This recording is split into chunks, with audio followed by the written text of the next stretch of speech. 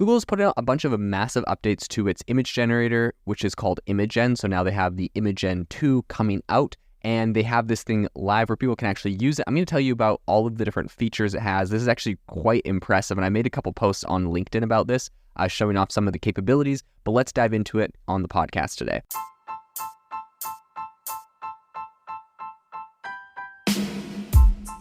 Welcome to the world's #1 AI podcast, AI Chat. I'm your host, Jaden Schaefer. Make sure that you go to aibox.ai, link in the show notes, to join the waitlist for our new AI platform. We're going to be launching an incredible platform that allows you to build anything you want with workflows in AI. So you're able to chain together ChatGPT and image generators and audio generators to make really powerful apps for your organization, or you can host them on our marketplace and actually generate royalties from them. So make sure to go to aibox.ai and join the waitlist. In addition, if you like the podcast, if you could do me a massive favor and please leave us a review on Apple or Spotify or wherever you listen to your podcast. This helps me be able to get better guests on here as they check the reviews to see how you guys are liking it. So if you could please do that, I would really, really appreciate it. Have you ever wanted to start your own podcast? I record and publish podcasts on a platform called Spotify for Podcasters, and I absolutely love it. Essentially, you can upload from your phone or computer, and it distributes to every platform that plays podcasts. They support video podcasts, and you can make money on the platform with ads or even podcast subscriptions, something that has made my life so much easier as a podcaster. So if you're interested, I highly recommend you give it a try. You can download the Spotify for Podcast app or go to spotify.com/podcasters to get started on your podcast today. This, I think, is a really big move for AI image creation. So Google has announced the availability of its second generation AI model, which is Imagen 2. And this is going to be for some select Google Cloud customers, and they're doing all of this through Vertex AI, which is like kind of their hub for AI, their AI tools on the Google Cloud platform. But in any case, Imagen 2, which is an enhancement over, so they had like the Imagen 1 or whatever. This is the updated version. This was initially previewed at Google's I/O conference like way back in May, and it is now finally, I think the first version, but now this new version is finally coming in, and a lot of people are really excited about it. So this was developed with technology from Google DeepMind, but essentially Imagen 2 has some really big improvements in image quality. So despite Google's initial they were kind of reluctant to release image samples, the model now has a bunch of new features. So its ability to render text and logos is all there as well, which is something that, of course, image generators have struggled with for a long time. Even if you use like DALL-E 3 on ChatGPT and get it to like generate images for you, you'll notice if you're like, so I've had this a bunch where I'm like, hey, like generate like, someone sitting at a desk and there's like a book on the desk and the text on the book is like kind of all garbly. So it just struggles with text. Now, I've tried to get around this by saying, do not put any text anywhere on anything in this scene.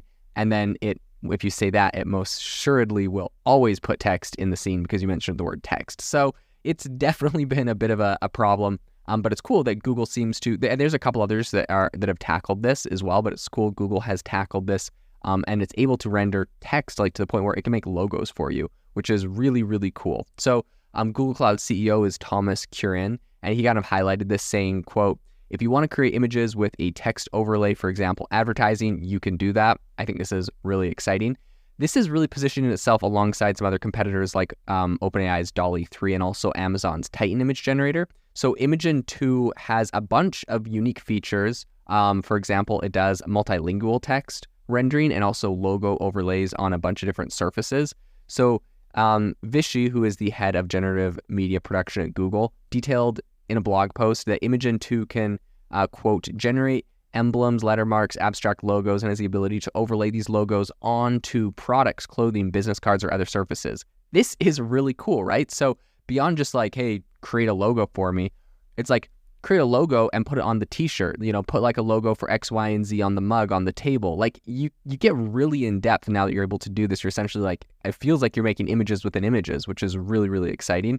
And of course, for people that do print on demand and all that kind of stuff, this is going to be amazing, right? Now, something that I think is really interesting is, big companies, there's a lot of talk right now about, Adidas, for example, would be using right now a ton of different models to model their clothing. Well, there's a ton of different tech out there now and a lot of tools like this where essentially They can just get a picture of the shirt, get a picture of a model, or just AI generate a model and put the shirt on them. So like saving a lot of money on models, and a lot of people are asking, what's happening to the model industry? Because eventually, and I know people are like, well, it's not yada, yada, yada. Okay, well, eventually this all gets to a point where you can pick any place, you can pick any person, or just have it generate a person with certain characteristics in a certain place with a certain piece of clothing.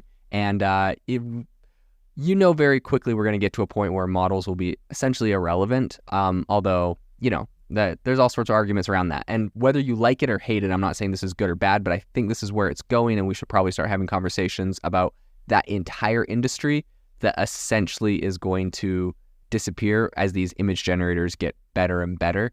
So in any case, Imagen 2, it's got some interesting training and modeling techniques to kind of help its ability to understand descriptive long-form prompts and also offer detailed answers about images and image elements. So this new advancement they just added into it it also works with its multilingual capabilities. So this is allowing the model to translate prompts from one language and produce outputs in another, which is pretty cool. Like if you think about it, you'd be like, hey, generate like New York City with billboards for like a bunch of perfumes that do X, Y, and Z, and translate them all into Spanish. Like, you could do all sorts of really, really cool, interesting things as you kind of do these cross-language translations. So one really interesting aspect of Imagen 2 is the use of synth ID. So this is a DeepMind developed approach to embed invisible watermarks into its images. So while the watermarks claim to be, they're essentially resilient to various edits, right? People were saying, well, what if I crop it? What if I shrink it? What if I change the color? What if I reverse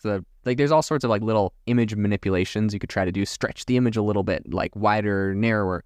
Apparently, these new watermarks are, they're able to get around that, and they can only be detected using a Google provided tool. So their existence is essentially, right now, a lot of people have concerns over these AI generated disinformation or whatever. People just want to know if something's AI generated. And I think we're going to get to the point where every, piece of AI generated content is going to have a disclaimer on it saying that it was AI generated, particularly images.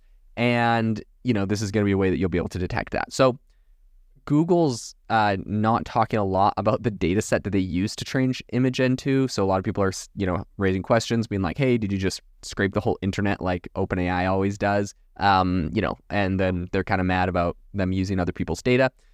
I think the fact that they haven't really commented on the source of their data is because when they first released the original version, Google admitted to using the public LAION dataset, which is known for containing, what some people say are controversial content.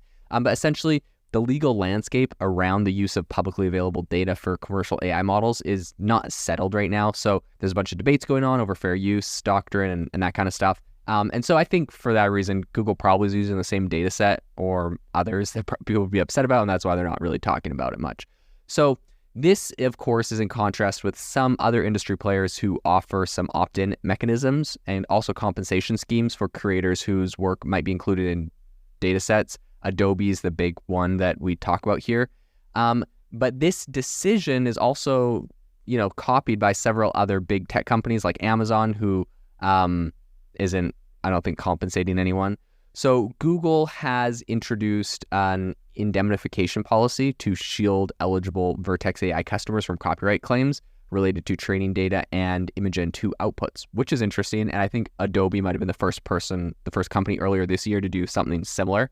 But the policy expansion comes as a bunch of people are concerned over, quote unquote, regurgitation in generative AI models, where a model might produce exact copies of training examples, right? So just like recreate an exact photo.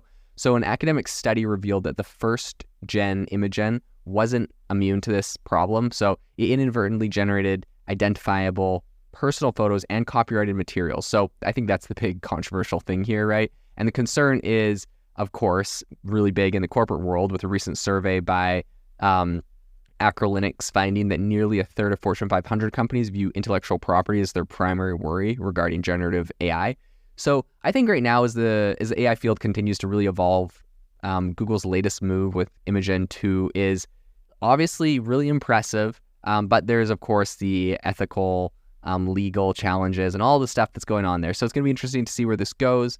I will say something I was really impressed with when watching their demo on this was essentially they have the ability for you to take an image, and I think this directly competes with Photoshop, but they have the ability for you to take an image. I think they had an image of like a desk in front of a wall. They took the mouse and kind of like highlighted a square on the wall and said, put like a bookshelf, and then there's a little prompt thing on the side where they say, put a bookshelf with a bunch of books here on the wall, and it puts it in, and there was already like a plant in the way, so it kind of like puts it behind the plant. And this is what people are saying is impressive, is that it's like it understands the layers of the image. So when it generates something, it's like going behind another layer on the image. So it's doing some really impressive stuff. I'll keep you updated as we get to actually try this thing out, and I'll keep you updated on all the other latest news in generative AI and everything that Google's coming out with.